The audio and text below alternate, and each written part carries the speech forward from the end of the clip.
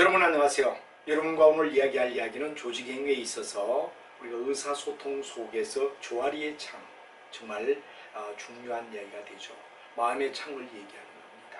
이게 굉장히 중요한 이야기는 여기서 조화리 창에서 굉장히 중요한 이야기는 바로 주어가 누구냐, 그런 얘기가 굉장히 중요하죠. 바로 내가 뭐가 되느냐면 주어가 됩니다. 나를, 내가. 어떻게 되느냐 그러면 이제 우리가 봤을 때 정확하게 어떻게 되느냐 그러면 나를 대상으로 잡는 겁니다. 나를 대상으로 잡는 거죠.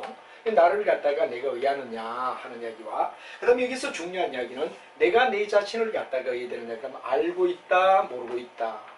이게 중요한 이야기는 바로 내가 내 자신을 알고 있다 모르고 있다 하는 두 가지를 갖다 우리가 놓자 이겁니다. 이건 바로 나의 입장에서 주어는 나가 되고 바로 여기서 내가 한마디로 말하면 주어 대상은 나인데 내가 내 자신을 그러니까 대상은 나를 보고 내가 내 자신을 타인이 어떻게 되느냐 그러면 나를 갖다가 대상으로 하는데 바로 아느냐 또 타인이 되겠어요. 이 중요한 이야기는 여기는 I가 된다면 바로 여기는 뭐가 되느냐 그러면 바로 U가 되죠. 그리고 여기는 unknown입니다. 우리가 요 네 개라를 갖다 우리가 약간 균형을 갖다 못 잊기로 했는데 이렇게 네 개가 됐다 하면 어디 되느냐 하는 이야기가 되죠. 바로 이게 중요한 이야기의 조화리 창에 대상은 누구죠? 납니다. 나를. 내가 입장에서 뭐가 되느냐 그러면 알고 있다 모르고 있다. 타인이 나를 알고 있다 모르고 있다. 대상은 바로 어디 되느냐 그러면 나라는 이야기. 그래서 나를 내 자신이 I가 U가 이렇게 되죠. 그럼 여러분 이쪽에서 우리가 감아 본다 그러면 내 자신을 나도 알고 타인도 안다. 이럴 때 이건 뭐가 되느냐 그러면 우리가 봤을 때 알려진 한마디로 말하면 뭐가 되느냐 오픈 에리어다. 오픈 에리어는 나는 바로 우리가 일반적으로 봤을 때 뭐가 되느냐 그러면 바로 공개 영역이라는 얘기가 되죠. 공개 영역이다. 공개가 된다 이거죠. 이쪽 저쪽 다 아는 공개 영역이다. 나도 알고 타인도 알고 이게 뭐가 되느냐 공개 영역이라는 이야기로 설명을 하죠. 공개 영역이다. 알려진 거이다 하는 말을 갖다 우리가 쓰며 공개 영역이라고 우리가 얘기를 할 수 있다 하는 얘기가 되죠. 그래서 나도 알고 타인도 안다는 이야기 이때 공개 영역이라고 우리가 말할 수 있다 이렇게 되죠.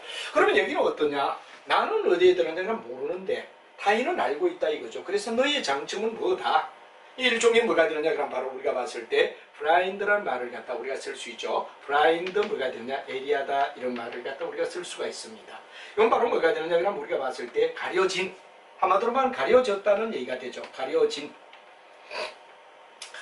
영역이다 하는 말이 되겠죠. 가려진 영역이다. 근데 봐라요. 이쪽은 어떻게 되느냐 나는 알고 있는데 타인은 모르고 있다 이거죠. 이건 바로 숨겨진이라는 얘기가 되죠. 그래서 우리가 일반적으로 봤을 때 여기는 프리비트란 말을 갖다 쓰고 히든이란 말을 숨겨진데 숨겨진 영역이다는 말을 우리가 쓸 수 있습니다. 그래서 히든이란 말을 갖다 쓸 수 있는데 이건 바로 뭐가 되느냐 그러면 감추어졌다 이런 얘기가 되죠. 그래서 감추어졌다 숨겨졌다 이렇게 되고 여기는 가려졌다 이런 얘기가 되죠.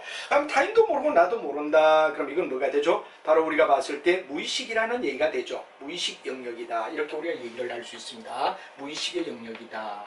이렇게 우리가 얘기하죠. 남도 모르고 나도 모르는 무의식 영역이다. 이렇게 되죠. 그래서 우리가 일반적으로 unknown window라는 말을 갖다 씁니다. unknown window다. 이런 말을 갖다 쓰죠. 그래서 우리가 일반적으로 봤을 때 바로 공개 영역 속에서 우리가 중요한 이야기는 바로 오픈 영역이다 하는 말과 여기는 unknown window라는 말을 씁니다. 이 두 개의 영역을 갖다 우리가 가만히 생각할 때 이 오픈 영역은 가능하면 넓혀줘라.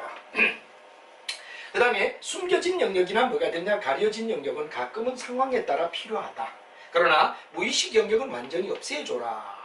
이게 바로 아주 중요한 이야기가 되죠. 이는 공개 영역을 얘기하고 무의식 영역은 뭐가 되냐 바로 우리가 봤을 때 없애야 되며 여기에 나오는 세모는 뭐가 되느냐 그러면 바로 가려진 숨겨진 하는 말을 갖다 우리가 쓰는데 이건 세모고 여기는 바로 완전히 열려있는 공개 영역이니까 동그라미다 이렇게 우리가 되겠습니다. 그래서 우리가 중요한 이야기는 세모 여기는 동그라미 여기는 뭐냐 그러면 없애야 할 영역이다 하는 이야기가 되며 상황에 따라서는 숨겨진 영역도 있어야 되겠고 상황에 따라서는 가려진 영역도 있어야 된다는 얘기가 되지만 가장 중요한 것은 공개 영역을 넓혀줌으로 해서 바로 여러 커뮤니케이션 바로 회사에 뭐가 되죠? 여러 가지 대화의 채널이 넓어질 수 있다 하는 얘기가 돼서 회사에서 뭐가 되느냐 그러면 거의 대다수가 뭐가 되느냐 그러면 회식을 많이 한다. 이유가 뭐죠? 바로 이 공개 영역을 갖다 오픈 에리어를 넓혀주겠다 이런 얘기가 되죠. 그리고 가능하면 무의식 영역인 언노운 윈도우를 갖다 줄여줘라. 없애버리자 하는 얘기가 되고 상황에 따라서는 브라인드 영역이나 히든 영역은 가끔씩은 필요할 때도 있다 하는 이야기를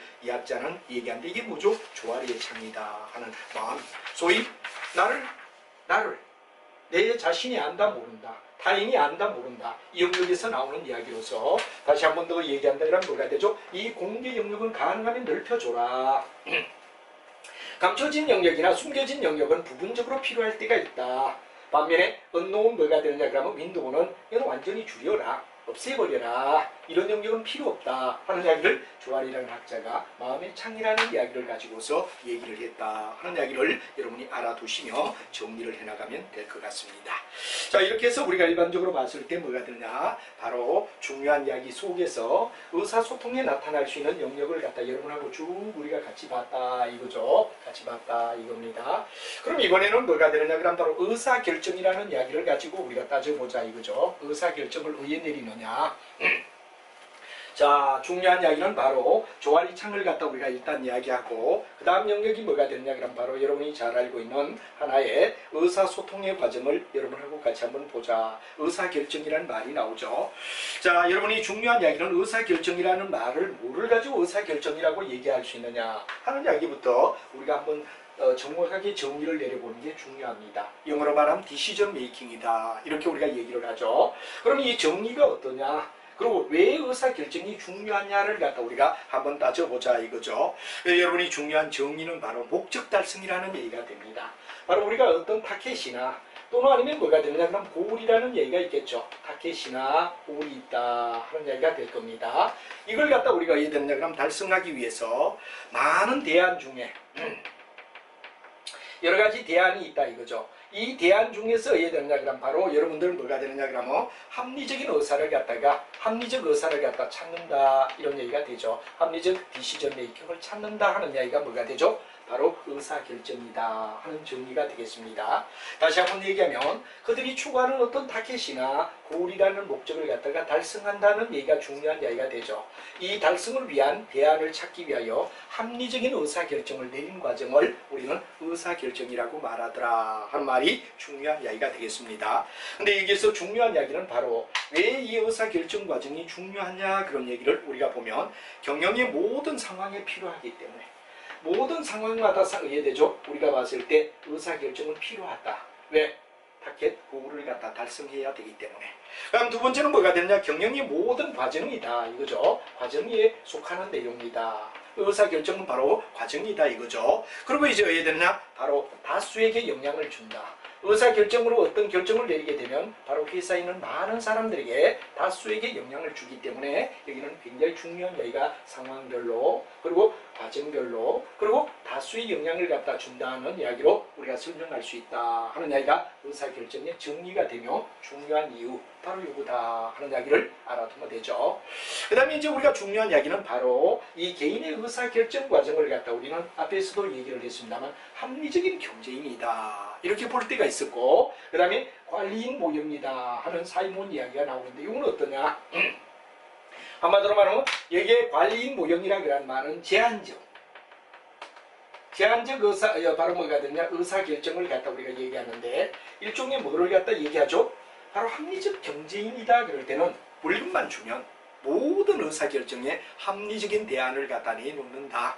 사람들은 누구나 합리적 대안을 내놓을 수 있다. 이렇게 보는 게 뭐가 되죠? 바로 합리적 의사결정 경제인이었다 이거죠. 근데 세월이 지나면서 사람에게는 능력이 제한적이다. 한계가 있다. 한마디로 말하면 한계적 의사결정을 갖다 우리는 생각할 수밖에 없다 이거죠. 사람이 아무리 뛰어나도 완벽한 의사결정은 어렵다. 제한적이 될 수밖에 없다 하는 이야기를 경영학사 속에서 우리가 따졌던 바가 있습니다.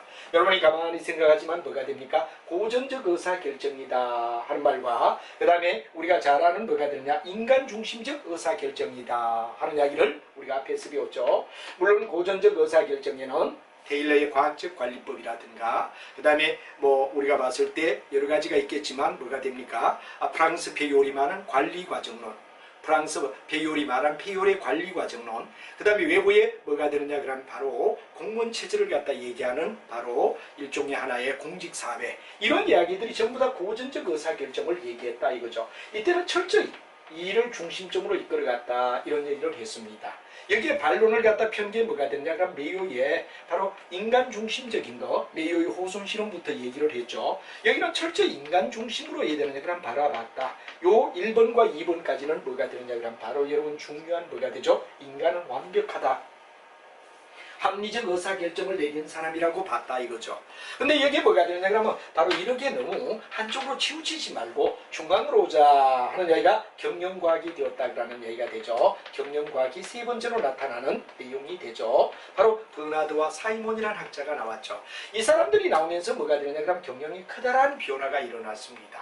바로 여러분 잘 아는 고전이나 또 여기 나오는 인간 중심적인 이때만 해도 우리가 잘 아는 바로 IT, 인터넷을 등장을 갖다 생각하지 않았다 이거죠. PC를 얘기하는 게 아닙니다. 바로 이게 IT가 여기에 나오기 시작했다 이거죠. 대형 대학이나 이런 쪽에서 컴퓨터를 이용해서 시뮬레이션하는 대형 컴퓨터가 나왔다 이거죠. 이때 나오면서 뭐가 되느냐 그러면 여러분 지금처럼 인터넷 PC를 얘기하는 게 아닙니다. 이 경영과학이 나올 때부터 인터넷이라는 등장으로 인하여 사람은 한계가 있다.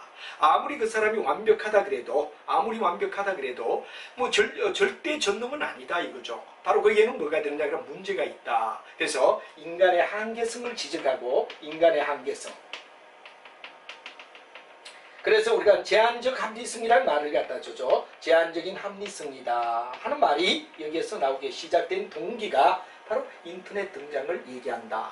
그러나 우리가 여기에 고전적이나 뭐가 되느냐 인간하는 1번, 2번까지는 뭐가 되느냐 그러면 합리적 경쟁인 완벽한 의사결정을 갖다 하는 완벽한 의사결정을 하는 합리적 의사경쟁입니다. 합리적 어떠냐 그러면 바로 의사결정을 내린다는 이야기로 우리 인간을 갖다 봤다 이거죠. 그래서 여기서 해야 되느냐 그러면 바로 경영과학은 바로 우리가 봤을 때 뭐가 되죠? 이게 고전적이다, 그 다음에 여기 인간 중심이다 하는 데서 서로가 반론을 펴며 바로 정반합이라는 얘기가 나오죠. 이게 정이다, 그럼 이게 반대였단 말이야. 요걸 갖다 결합한 게 뭐가 되냐? 합이다, 정반합이다, 이런 얘기가 연결이 되는 거죠. 그래서 이제 고전이나 여기서 인간을 바라볼 때는 그래도 완벽하다라고 얘기를 했지만 바로 인터넷 등장으로 인간의 한계성과 제한적 합리성을 갖다 주장하게 되었다는 얘기가 되죠. 여기는 철저히 뭐가 되느냐 그러면 우리가 봤을 때 뭐가 되느냐, 페이가 중요한 역할을 갖다 했다, 월급이 가장 중요하다 이래 됐단 말이야. 여기 인간관계는 뭐가 되느냐 그럼 인간이 중요하다 그러다 보니까 뭐가 되느냐, 사회적 존중을 얘기하는 거죠. 사회적 인격을 갖다 존중받는 게 중요하다 이게 됐단 말이에요. 그러면 인간은 완벽하게 자기 의사결정을 한다. 근데 이 중간에 모인 게 뭐가 되죠? 그렇죠. 우리가 바로 페이인 경제와 그 다음 뭐가 되느냐 그러면 여기 사회적이라는 이야기 바로 인격 존중이라는 이야기를 갖다 합해 놓은 것이 뭐가 되죠? 경영과학의 정반합이다.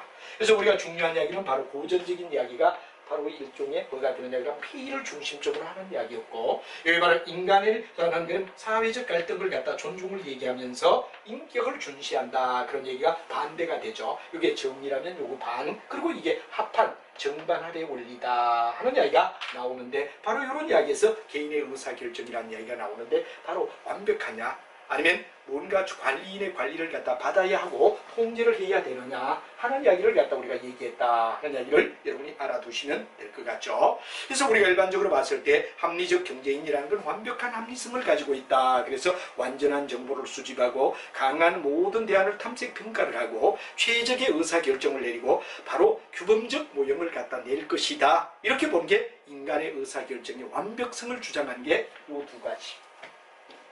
고전적 관리론과 인적 바로 자본관리, 인적 관리론이라는 여기에서 바로 두 가지는 그렇게 봤다 이거죠. 그래서 이 두 가지를 중앙으로 모으자 하는 경영과학이 되면서부터 관리인 모형이며 제한적 합리성을 이야기하게 되고 사람은 거의 100% 완벽할 수는 없다. 그래도 뭔가 제한적으로 우리가 뭐가 되느냐 그러면 바로 있다. 그래서 불완전한 정보, 최대한 많은 대안에 탐색을 해야 되며 제한적 합리성을 제시한다. 그리고 만족스러운 의사결정이고 상황적 의해되느냐 그러면 바로 적용의 룰을 갖다가 기술적 모형이다 하는 말이 되는데 바로 상황별로 의해되느냐 적응하는 룰, 이걸 기술적 모형이라고 얘기한다 하는 이야기를 알아두시면 되죠. 이렇게 해서 우리 책에서 바로 사람이 개인이 의해되느냐 그러면 의사결정을 내리게 되면 이런 한계성이 있다 하는 이야기를 주장하게 된 겁니다. 그래서 나타난 게 뭐가 되느냐 그러면 바로 집단 의사결정. 개인의 한계성이 있기 때문에 집단적 의사결정이 바람직할 거다 이거죠. 혼자 의사결정 내리면 어딘가 모르게 인간은 완벽할 수가 없기 때문에 최대한 좋은 안은 아니다. 제한적이 될 수밖에 없다. 그래서 완벽한 의사결정을 내리기 위해서는 바로 개인이 모여서 뭐가 되느냐 집단으로 의사결정 내리는 게 중요하다 하는 이야기를 설명하고 있습니다. 집단적 의사결정을 얘기한다 하는 얘기가 되죠. 그래서 우리가 중요한 이야기는 집단적 의사결정을 갖다 우리가 생각해보자 그런 얘기가 중요한 이야기가 되는 거죠. 집단적 의사결정을 얘기하자 하는 얘기가 되는 겁니다. 그래서 집단적 의사결정은 궁극은 뭐가 되느냐 그러면 두 사람 이상, 한마디로 말하면 우리가 조직 같은 데도 여러 사람이 의견을 갖다가 대중적으로 모으겠다 하는 게 바로 집단 내용의 의사결정이라는 얘기가 되죠. 그래서 집단이 의사결정을 갖다 내리겠다 하는 이야기가 바로 인간의 한계성 때문에 인간이 아무리 완벽하다 그래도 100% 완벽할 수는 없다. 그럼 어떻게 되느냐? 대안을 갖다 창출하기 위해서 바로 가능하면 집단이 의사결정 내림으로 해서 의사결정에 뭐가 되느냐 그러면 바로 내용을 갖다가 바로 한계성을 극복할 거 아니냐 하는 이야기에서 집단 의사결정이 나오기 시작했다 이거죠. 그런데 이 두 사람 이상이 모여서 집단의 의사결정을 내릴 때 일어날 수 있는 여러 가지 요인에는 바로 장점도 있지만 단점도 있다 이렇게 되죠. 그러면 집단 의사결정 내리면 뭐가 좋고 그 다음에 단점은 뭐냐 하는 이야기를 우리가 같이 한번 보자 이거죠. 바로 인간의 한계성, 인간이 의사결정 내리면 바로 여러 가지의 제한적이기 때문에 여러 사람이 모여서 의사결정 내린 게 바람직하다. 그러면 여러 사람이 모여 의사결정 내리기 위해서는 뭐가 되느냐 그럼 바로 여기에 집단 우리가 봤을 때 사고, 여러 사람이 집단적으로 의사결정 내리는 게 좋다 하는 이야기를 얘기하죠. 그러면 여러분들 잘 알지만 집단이 의사결정 내리면 많은 정보를 활용한다. 한마디로 말하면 정보를 갖다가 다수 뭐가 됩니까? 정보를 다수로 모을 수 있다는 게 첫 번째 좋은 점이죠. 왜? 혼자 어떤 의사결정 내리면 아무래도 인간은 한계성이 있으니까. 그 다음에 두 번째는 다양한 시선이라는 얘기가 나옵니다. 다양한 시선. 여러 군데 여러 사람이 얘기를 하니까 시선이 넓어진다는 얘기가 되겠죠. 그 다음에 여러분 중요한 이야기는 뭐냐 그러면 선택에 대하여 높은 지지. 예를 들어 선택을 갖다 했을 때 선택의 높은 지지, 바로 다수의 지지를 갖다 얻을 수 있다 하는 이야기가 중요한 이야기가 된다 이거죠. 그 다음에 우리가 봤을 때 뭐가 되느냐, 결정에 대한 참여도를 증진시킨다 하는 말과 응집력을 가진다 하는 말과 합법적이며 정당히 정대된다 뭐 등등 여기 나오는 이야기, 바로 이런 것들이 다수가 의사결정 내릴 때 장점 아니냐. 그렇죠? 정보를 다수인으로부터 얻고 다양한 시선이 적용되고 선택에 대하여 다수의 지지를 받게 되고 커뮤니케이션이 가능하게 되고 그 다음에 응집력이 강하고 그 다음에 합법적이고 정당성이 인정된다. 이게 바로 뭐가 되느냐? 장점이라고 말하죠. 그러나 단점은 뭐냐? 즉각성을 상실한다. 그렇죠? 우리가 일단 뭐가 됩니까? 어떤 문제를 즉각적으로 해결하는 게 뭐가 되느냐? 즉각적인 게 상실한다. 왜? 단점이다 이거죠. 모든 일을 갖다 즉각적으로 처리하는 게 매우 어렵다. 그리고 이제 중요한 게 뭐가 되느냐 그러면 이렇게 만족스러운 어떠냐 그러면 의사결정을 갖다가 우리가 내리는 데 있어서 아무래도 우리가 봤을 때 뭐가 되느냐, 집단사고. 이 집단사고가 바로 여러분들하고 이제 지금 다음에 얘기할 이야기가 되는데 아주 중요한 이야기가 됩니다. 바로 제2차 세계대전 때 이 일본의 뭐가 되느냐, 군부가 집단 의사결정을 갖다 내리는 겁니다. 많은 사람이 모여서 의사결정을 내리다 보니까 군중 심리에 의하여 바로 여러분들이 잘 알지만 미국의 본토를 갖다가 공격하자. 자기들이 원래 약속 드라마는 뭐가 되느냐 그러면 히틀러가 바로 유럽을 평정하고 반면에 뭐가 되느냐, 일본이 한국을 식민지하고 중국을 건너가서 저 만주벌판을 끝나서 시베리아 러시아를 갖다 동토의 땅을 일본이 쳐주기로 했단 말이야. 이렇게 각본상대에 있었다 이거죠. 그런데 왜 되느냐, 일본이 우리가 히틀러의 졸병이냐, 우리는 바로 일본 황제에 의해 되느냐 그러면 존중한다. 일본 천황을 갖다 우리는 최고로 생각한다. 그리 바로 미국의 진주만 공격을 감행하겠다 하고 응토당토하는 의사결정을 군부들이 모여서 결정을 내렸다 이거죠. 그래서 뭐 여러 가지 여러분들 잘 알지만 2차 세계대전 때 진주만 공격을 강행한 결과 이제 어떻게 되죠? 유럽의 히틀러는 이제 자기가 동토의 땅을 갖다가 치고 들어가야 되니까 뭐가 되죠? 바로 일본이 약속을 어겼기 때문에 바로 유럽에 있는 모든 병정을 갖다가 이제 동토의 땅인 러시아로 집결시켰단 말이야. 근데 이 동토에 가게 되면 음식이 약하게 되고 전쟁의 물자가 약하니까 뭐가 되죠? 물류가 엉망이 되어버렸다 이거죠. 그래서 물류라는 이야기가 나오게 되고 요즘 자주 얘기하는 물류관리사 문제도 바로 2차 세계대전을 기준으로 하여 그 중요성이 늘어났다 이렇게 우리가 보죠. 그래서 왜 되느냐? 히틀러가 왜 되죠? 러시아 동토 땅을 치면서 멸망하게 된다는 시나리오가 되고 우리는 그 바람에 왜 됩니까? 식민지에서 벗어날 수 있는 그 됐고 미국이 가만히 있지 않았죠. 자기 본토를 갖다가 왜 되느냐 그러면 바로 쳤기 때문에. 그래서 이제 이런 게 뭐가 되느냐 그러면 집단 사고. 바로 여러분들 일본 군부가 뭐가 되느냐 그러면 바로 2차 세계대전의 멸망.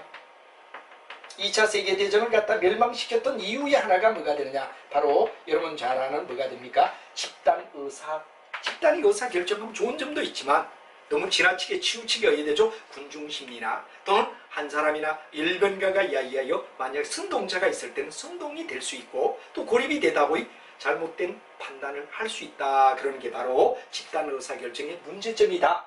이게 바로 여러분들 중요한 이야기, 집단으로 의사결정할 때 장점도 있지만 단점도 있다 하는 이야기를 설명할 수가 있었습니다. 자, 결론은 뭐가 되느냐 그러면 이런 집단 의사결정이 인간이 한계가 있다 하는 이야기를 지적했죠. 인간은 아무래도 완벽할 수는 없다. 우리 경영학계의 발전 과정을 보면 뭐 과학적 관리론 할 때만 해도 IT가 궁극은 반영이 안 됐죠. 그리고 인간관계론 얘기한 메이오의 호손 실험까지만 해도 컴퓨터라는 이런 단위가 없었다 이겁니다. 경제과학이 들어오면서부터 여러분 꼭 조심해야 하는 건 PC가 아닙니다. 큰 대형 같은데 대학 같은데 뭐 아주 큰 공간을 차지하는 컴퓨터 시스템이 도입되기 시작했다. 이러면서부터 인간은 한계가 있다. 그래서 인간 한계가 있기 때문에 인간의 한계성을 극복하기 위하여 집단 의사결정을 내려야 된다. 공동으로 모든 의사결정 내리는 게 바람직하다 하는 이야기를 하기 시작했다 이거죠. 이게 바로 경영과학이 되면서부터 나타난 인터넷 등장이다. PC가 아닙니다. 이걸 갖다 여러분이 알아두는 게 좋고 그러니까 사람은 완벽한 의사결정을 내리는데 뭐 경영과학 쪽에서는 뭐가 되느냐 그러면 우리가 일반적으로 고전에서는 뭐라 그러느냐 고전에서는 페이가 중요하다. 그럼 사람은 완벽한 의사결정을 내릴 거다 했고 두 번째 뭐가 되느냐 바로 인간관계를 주장한 메이오의 입장은 사람을 존중해주고 사회적 인격을 존중해주면 이 사람들은 자기의 모든 걸 다 내놓을 수 있는 완벽한 의사결정 내릴 거다. 이때까지만 해도 인간은 완벽한 의사결정이라는 얘기를 했습니다. 그러면서 경영과학 들어오면서부터 인간은 제한적이다. 그렇기 때문에 혼자 어떤 결정을 내릴 때는 오류가 일어나기가 쉽다. 그리고 돈과 사회라는 두 가지가 결합되어야 된다는 이야기로 바로 원래 돈이라는 것에서 사회로 바뀌는 것은 정반이죠. 원래는 돈. 그러다 반대가 되는 게 뭐가 되느냐? 사회적 바로 인격 존중이었죠. 그걸 합한 게 뭐죠? 돈과 인격 존중이라는 이야기가 경제 바로 여러분들 세 번째 나오는 경영과학이 나오면서부터다. 그래서 이제 여러분 잘 알지만 버나드 같은 경우는 굉장히 중요한 게 바로 공동의 바로 인간의 혼자의 한계성을 극복하기 위하여 뭐가 되느냐 바로 우리가 일반적으로 봤을 때 조직이 필요하다. 그래서 조직의 의사결정이 필요하다. 조직의 의사결정을 잘 내리게 하고 또 하나 중요한 것은 이런 의사결정을 잘 내리게 하며 잘 운영하기 위해서는 바로 보수를 정확히 줘야 된다. 기부에 대한 테이크. 바로 공헌에 대한 대가를 공정하게 줄 때 어떻게 되느냐 그러면 바로 권위가 수용된다 하며 바로 기브 앤드 테이크를 강조했죠. 반면에 사이몬의 경우는 인간은 제한적이다. 그리 공동으로 의사결정을 내리자 하는 이야기를 했습니다. 공동으로 의사결정을 내리자 하는 말을 했죠. 그럼 이 공동 의사결정 내릴 때는 굉장히 중요한 게 뭐가 되느냐 그러는데 바로 그러면 CEO는 뭐 할래? CEO가 회사의 CEO는 의사결정도 내리고지 않고 공동 의사결정만 모아가 집합하면 되지 않느냐 이건데 바로 버나드 버나드가 말한 뭐가 되냐, 기브 앤드 테이크에 대하여 공헌에 대한 대가를 공정하게 관리하는 공정한 관리인의 역할을 하게 해주자 하는 이야기가 아주 중요한 이슈였다 하는 이야기가 되는 겁니다. 그래서 이제 우리의 의사결정 과정을 갖다 이제 얘기하는데 여기까지 이야기가 바로 기본 베이스로 깔아주면 개인의 의사결정에서 바로 우리가 봤을 때 집단의 의사결정으로 넘어왔구나. 그 다음에 경영학사로 본다 그러면 뭐가 되죠? 바로 고전적 관리론에서 그 다음에 인적 자원 관리론까지는 인간이 완벽하다고 보고 완벽한 걸 제시했지만 경영과학이 들어오면서부터 인간의 한계성, 이건 어디에서? 바로 IT의 등장으로부터 일어난 이야기다 하는 이야기가 되고, 그로 인하여 사이먼과 버나드라는 학자는 항상 뭐가 되느냐 그러면 공동의 의사결정 또는 조직을 통하여 이걸 갖다 대, 단 조직을 통하여 하되 기브앤드 테이크에 대한 걸 정확히 해줘라. 그리고 공동의 의사결정을 하지만 바로 CEO는 이런 기브앤드 테이크를 공정한 관리를 해주는 관리인 역할을 하면 된다 하는 이야기의 배경을 깔고 개인의 의사결정보다는 바로 여러 집단, 소위 말하는 집단 의사결정이 더 바람직하다 하는 이야기를 했습니다. 근데 이제 우리가 역사적으로 볼 때 2차 세계대전의 일본의 폐망권위는 집단의 의사결정이 잘못된 부위, 제한적된 부위의 문제, 원래는 공동으로 의사결정 내리면 다 좋죠. 그리고 많은 사람의 의견을 갖다 모으면 좋은데 거기에 의해 되냐 집단 의사결정에는 문제가 있다 하는 거가 있게 되죠. 거기에 첫 번째 나온 게 뭐가 되느냐 그러면 바로 여러분들 잘 아는 그룹 싱킹입니다. 이 그룹 싱킹은 집단이 사고를 쳤다는 게 아니라 사고란 말은 싱킹을 얘기합니다. 집단이 모여서 의사결정을 내리게 되면 오류를 범하기가 쉽다 하는 이야기를 집단이 뭐가 됐냐 바로 의사결정의 문제다 이거죠. 그래서 우리가 중요한 이야기는 집단 의사결정을 갖다 했을 때는 너무 합의 욕구가 지나쳤어. 한마디로 말하면 합의 욕구가 지나치다.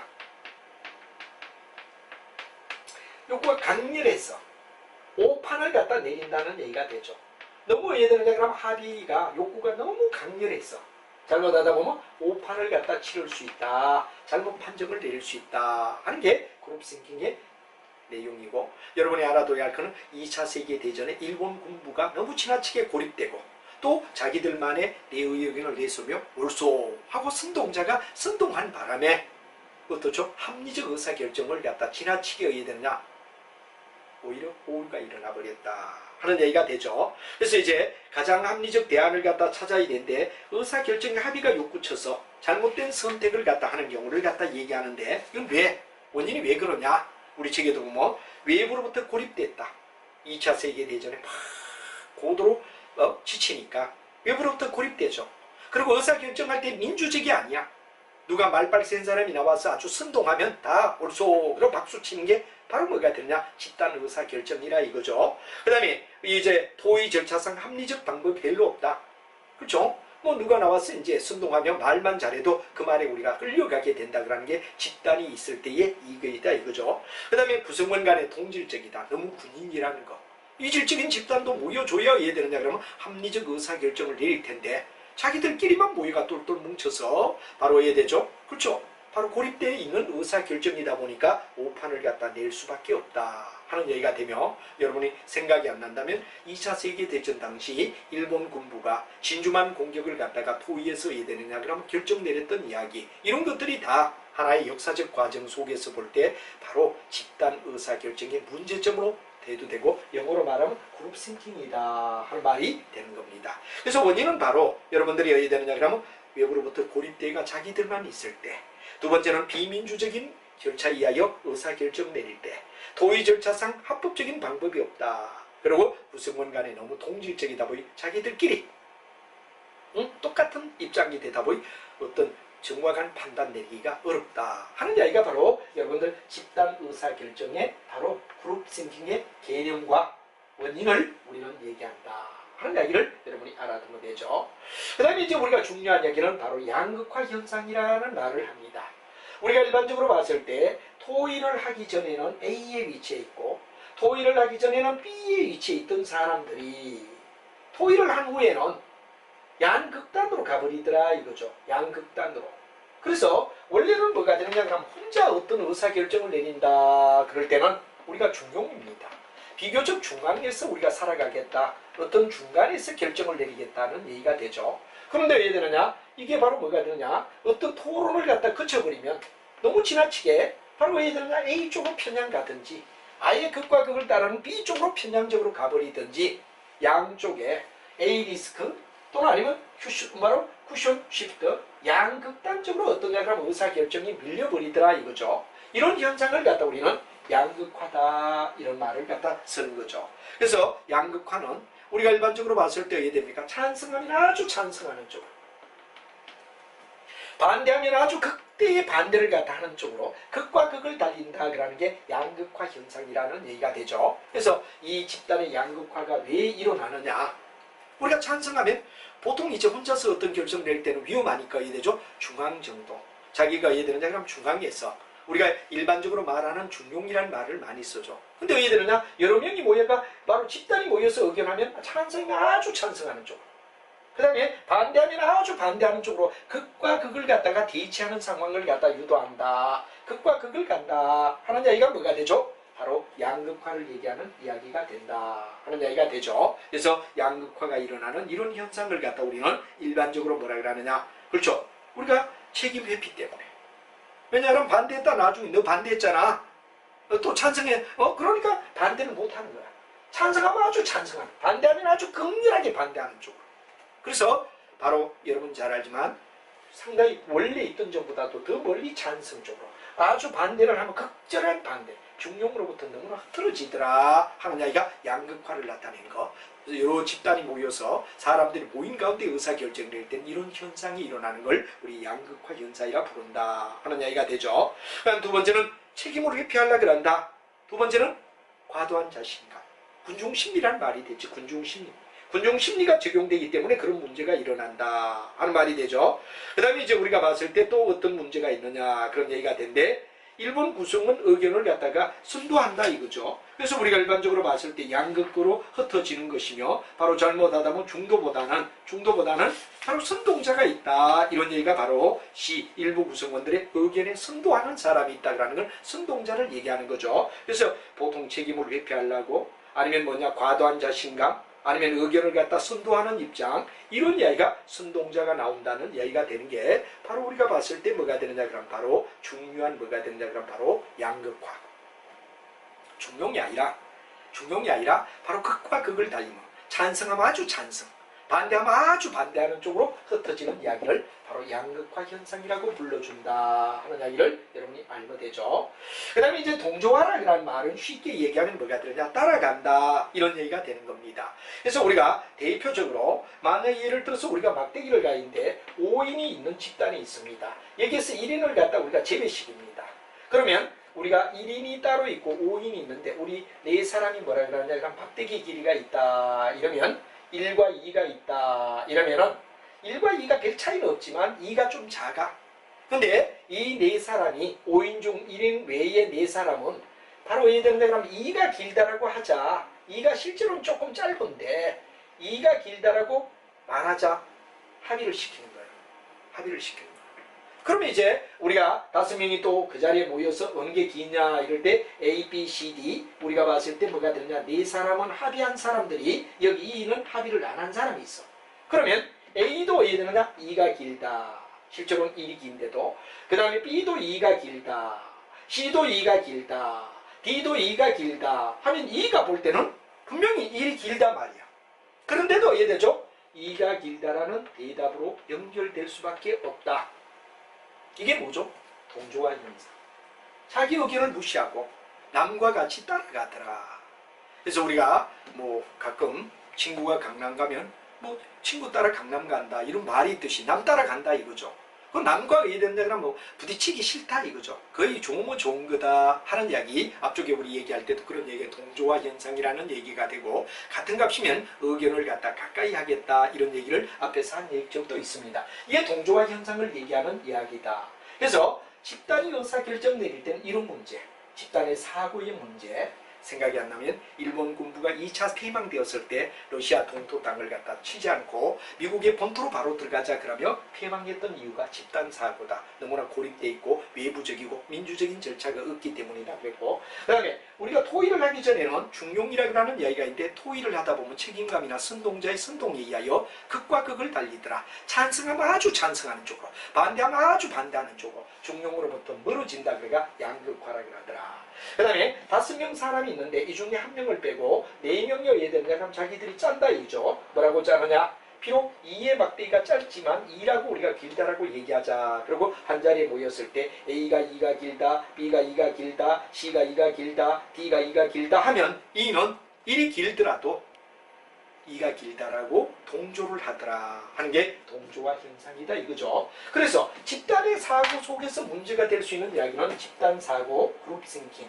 2차 세계대전 때 바로 여러분들 잘 아는 일본 군부를 생각하고, 양극화는 바로 찬성하면 아주 찬성하는 쪽으로, 반대하면 아주 반대한 쪽으로 극과 극을 달리는 게 양극화다.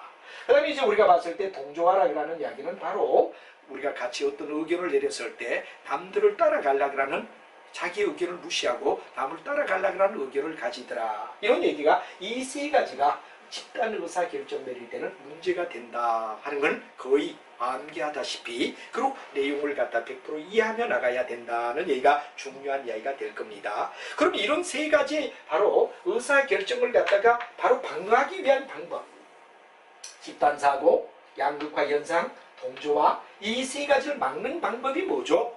이게 바로 이제 여러분 뒤에 나오는 이야기 속에 뭐가 되느냐 그럼 바로 집단 의사 결정을 갖다가 바로 보완하기 위한 방법이다 해서 우리는 일반적으로 집단 의사 결정의 기법이란 말이 나오죠. 기법은 메소드. 어떻게 이런 세 가지를 갖다가 있을 때 문제가 되는 세 가지를 막아주느냐 하는 이야기가 바로 기법이라는 얘기가 되죠. 그래서 집단 의사 결정을 갖다가 똑바로 이런 오류가 일어나는데 오류를 갖다 방어하는 오류의 방어. 오류를 방어하는 방법은 뭐가 되느냐 하는 이야기가 집단 의사결정의 뭐라 그러느냐 그러면 바로 기법이란 말을 뒤에 쓰더라. 이 기법이란 말은 메소드, 어떻게 하면 집단 의사결정을 갖다가 줄여줄 수 있느냐 하는 이야기가 바로 집단 의사결정의 기법이라고 우리가 불러준다 하는 이야기, 오류를 방어하자 하는 이야기가 바로 핵심 이야기다 라는 이야기를 여러분이 알아두시면 된다는 얘기가 되겠습니다. 자, 이렇게 해서 우리가 집단 의사결정의 문제점인 세 가지 문제점을 방어하기 위한 방법은 어떤가를 여러분하고 한번 차근차근 우리가 따져보자 이런 얘기가 되죠.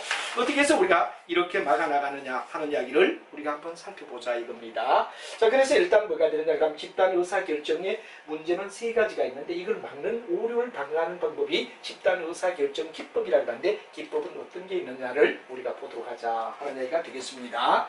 그래서 바로 여기는 집단 의사결정 가질 때 문제점이 되는 이야기를 막아주기 위한 방어 정책이 세 가지가 있다 하는 얘기가 집단 의사결정의 바로 의사결정의 마지막 장르 이야기가 되고, 또 내용을 정확하게 이해하는 게 아주 중요하다 하는 이야기를 드리고, 시험에서도 아주 자주 나오는 이야기가 집단 의사결정은 세 가지의 바로 오류가 있다 이죠.